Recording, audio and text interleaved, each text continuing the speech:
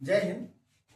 आज हम class 12th का इंग्लिश ग्रामर का फर्स्ट चैप्टर नरेशन पढ़ते हैं। नरेशन क्या है? हिंदी में जिसे कहते हैं कथन। अब ध्यान से समझिए। नरेशन किसी के द्वारा कही गई बात को क्या कहते हैं? नरेशन। किसी के द्वारा कही गई बात को ही क्या कहते हैं? नरेशन। नरेशन दो प्रकार के होते हैं।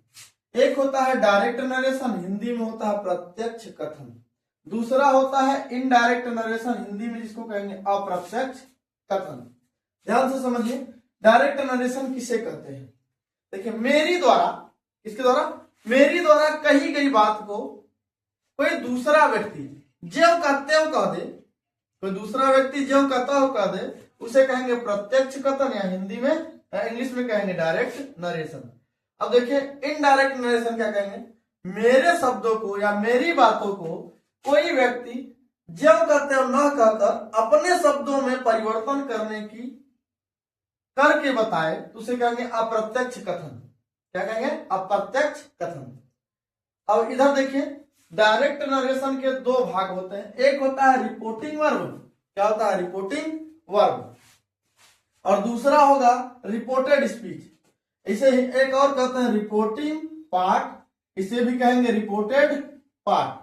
अब ध्यान रखिए, जो इन्वर्टेड, इसे कहते हैं क्या है? Reporting verb. जो इन्वर्टेड कामा के बाहर दिया गया हो उसे कहेंगे रिपोर्टिंग वर्ब।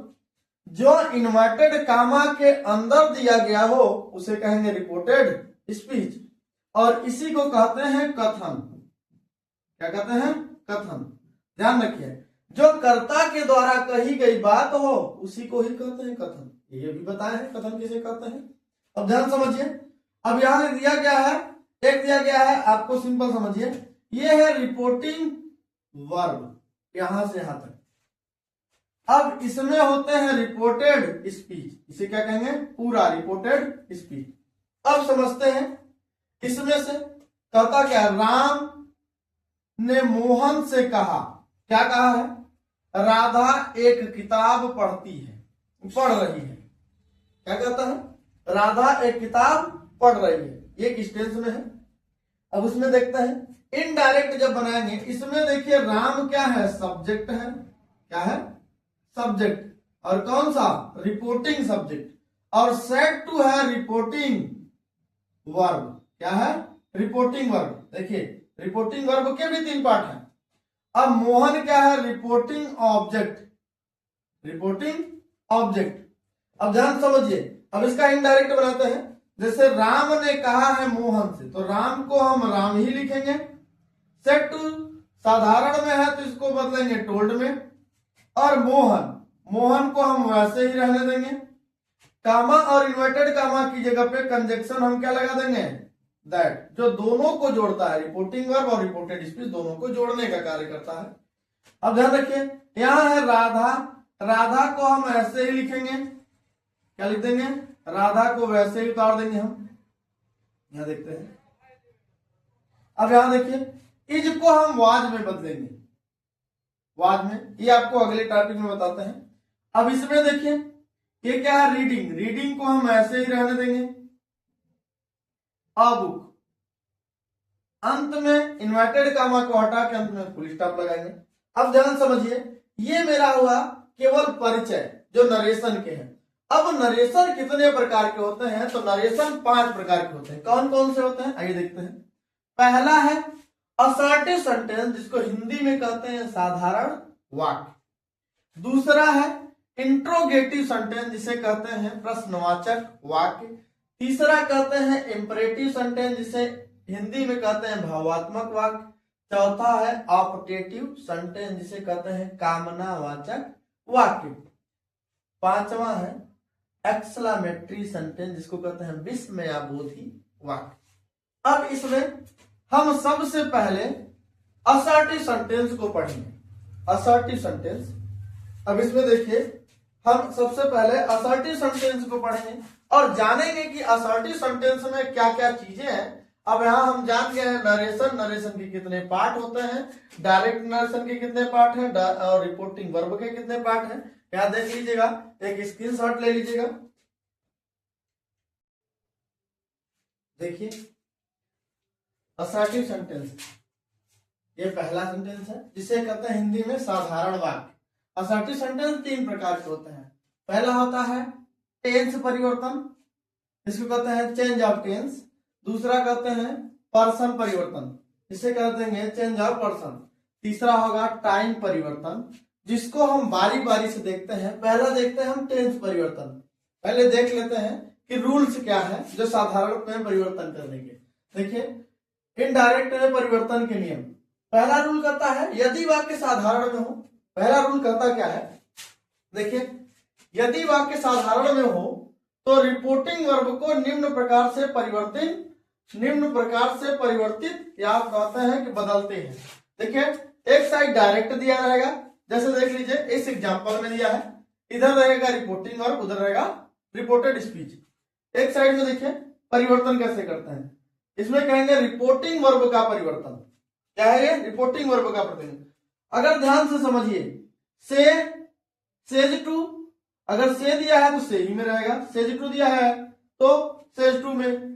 अगर सेज दिया गया है तो सेज, अगर जिसमें टू लगा है वही केवल परिवर्तन हुआ है। जैसे सेज टू दिया, सेज टू तो टोल्ड में, सेज टू दिया है तो टेल्स में। दूसरा रूल कहता है यदि रिपोर्टिंग वर्ब प्रेजेंट या फ्यूचर टेंस में हो, किस टेंस में? प्रेजेंट या फ्यूचर टेंस में हो, तो रिपोर्टेड स्पीच का वाक्य में कोई परिवर्तन नहीं होता। रिपोर्टेड स्पीच के वाक्य में कोई परिवर्तन नहीं। अगर ध्यान से समझिए, इधर वाला टेंस, इधर वाला रिपोर्टिंग वर्ब अगर पास्ट प्रेजेंट में हो गया या फ्यूचर में, तो रिपोर्टेड स्पीच का टेंस में कोई परिवर्तन नहीं लगेगा, केवल दैट लगेगा और पर्सन उसको पूरा वैसे ही उतार दिया जाएगा। तीसरा रूल कहता क्या है, कामा इन्वर्टेड कामा के स्थान पर कंजक्शन दैट का प्रयोग किया जाता है। ये तीसरा रूल था।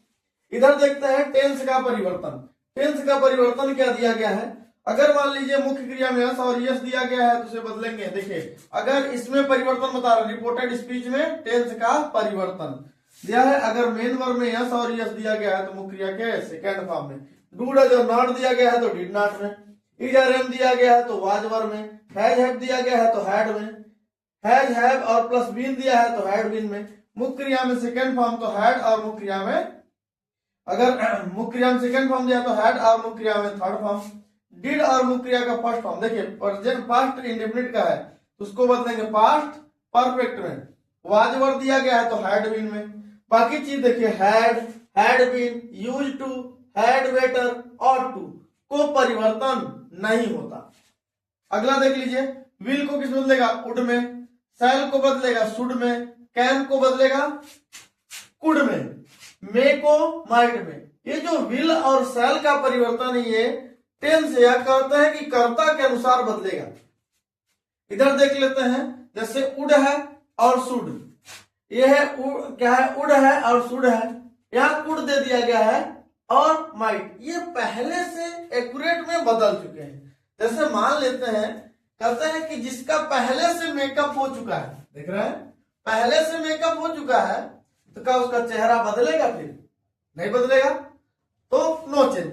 अब देखते हैं थोड़ा सा एग्जांपल में, एक दो एग्जांपल हम आपको बताते हैं, 3 बताते हैं, बाकी चीजें आप अपना करिएगा। ध्यान रखिए, अगर रिपोर्टिंग वर्ब प्रेजेंट में हो, किसमें हो? रूल कहता है प्रेजेंट में हो या फ्यूचर में हो, तो रिपोर्टेड स्पीच में केवल कंजक्शन दैट लगाएंगे, बाकी पूरा वैसे उतार देंगे। ध्यान रखिए, अगर प्रेजेंट का कोई भी टेंस हो चारों में से, तो फ्यूचर का कोई भी चारों टेंस हो।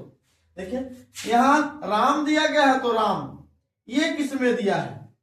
ये किसमें है? Present indefinite. यस और यस प्रेजेंट इंडेफिनिट में प्रयोग किया जाता है, जो कि यहाँ हम दिए हैं। यहां देखिए सेज बदलेगा किसी में? नहीं बदला है। इधर देख लीजिए पीछे बताया है, तो सेज को सेज में ही रहेगा। कामा इन्वर्टेड कामा को दैट लग जाएगा, पूरा वाक्य वैसे ही उतरेगा। यहाँ क्या लग जाएगा? दैट। कोई परिवर्तन नहीं, क्योंकि ये कौन सा टेंस में है? प्रेजेंट में। तो यहां हम लिख देते हैं, पहले देख लीजिए, यहाँ हरी होगा, यहाँ हैज होगा, यहाँ gone to Agra, full stop. Inverted comma को हटा के क्या लगाएंगे? Full stop. दूसरा देख लेते हैं, Sohan will say to me. अब ध्यान समझिए, सोहन है लेकिन टेंस किस में है? फ्यूचर में है। किसमें है? फ्यूचर में। तो रिपोर्टेड स्पीच का टेंस परिवर्तन नहीं होगा। टेंस परिवर्तन मतलब ही जा रहे हैं आज में। ये वाला जो सहायक क्रिया का परिवर्तन दिया गया है इसको ध्यान से देखिएगा। इधर देखिए, सोहन को हम सोहन को ही रहने देंगे, नाम तो परिवर्तन नहीं होता। विल को इधर नहीं बदलना, उधर देगा तभी बदलना है। तो विल को वैसे ही, ये केवल आपको कंफ्यूजन में है। एक ध्यान से समझिएगा, अगर सेज टू, सेज टू दिया गया तो ये मान लीजिएगा कि ये टेंस दो ही में हो सकता है। या तो मान लीजिएगा फ्यूचर में होगा, नहीं तो प्रेजेंट में होगा। किसमें होगा? प्रेजेंट में। अन्यथा ज्यादातर नहीं देता, ऐसे दो ही टेंस में देगा। यहां देखिए से दिया है, सेज को किसमें बदला है भैया? सेज टू को टेल में, टेल मी। यहां क्या हो जाएगा? दैट। पूरा वाला वाक्य, Asha is a very poor girl, वैसे उतरा है। तीसरा देख लीजिए, वैसे ही है, अब बना लीजिएगा। इस वाले में देखते हैं, चौथे में देखते हैं। यहां देखिए, ये सब्जेक्ट है, मेन वर्ब है और ऑब्जेक्ट। ध्यान रखिए, से का सेकेंड फॉर्म क्या है? सेड और सेड टू दिया गया है। ये से का, से माने कहना, सेड माने कहा, मतलब सेकेंड फॉर्म। सेकेंड फॉर्म केवल किसमें प्रयोग किया गया है? पास्ट इंडेफिनिट में। तो अगर रिपोर्टिंग वर्ब पास्ट टेंस में हुआ तो रिपोर्टिंग वर्ब, तो रिपोर्टेड स्पीच का टेंस परिवर्तन होगा। देखते हैं भाई, यहां क्या हो गया? सोहन। सेड टू की जगह पे टोल्ड, यहां राधा। कामा इन्वर्टेड कामा की जगह पे यहां कंजक्शन लगेगा दैट। राम को वैसे ही उतार देंगे। इज देखिए, इज आर एम किसमें बदला है? क्या बदला है? वाज वर्ब में। तो हम राम एक ही है तो यहां वाज लिखेंगे, बाकी पूरा जेब का देव से कर देंगे। एक और देख लीजिए, यहां दिया गया है, लास्ट का बता देते हैं, समझिए। अगर यहां दिया है अंशु, क्या दिया है? अंशु। यहां दिया है सेड टू, क्या दिया गया है? सेड टू की जगह पे क्या लिखेंगे? टोल्ड। पास्ट में है तो यहां हो जाएगा मी। कामा इन्वर्टेड कामा की जगह पे दैट। यहां सरला है तो सरला ही रहेगी, सरला ही रहेगी। यहां विल को बदलेंगे हम उड में, इसलिए बदलेंगे क्योंकि ये पास्ट टेंस में है तो उधर वाला टेंस परिवर्तन होगा। विल को हम किस में बदले हैं? उड में। सी द पिक्चर, क्या हो जाएगा? सी अ पिक्चर। अब इसको इसी माध्यम से आप, ये वाला एग्जाम्पल बचा है, ये वाला एग्जाम्पल बचा है और ये वाला एग्जाम्पल, आप इसी माध्यम से ये वाला टेंस परिवर्तन देख लीजिएगा। यहां से यहां तक है, रूल्स पढ़ लीजिएगा। बाकी चीजें आप अपने तरीके से इसका स्क्रीनशॉट ले लीजिए और नोट्स हो सकता है आप प्रॉपर बना भी सकते हैं। अगले वीडियो में हम आपको पर्सन परिवर्तन और टाइम परिवर्तन दोनों ही एक वीडियो में हम आपको समझा देंगे, जिससे आपका पूरा ये असर्टिव कंप्लीट हो जाएगा।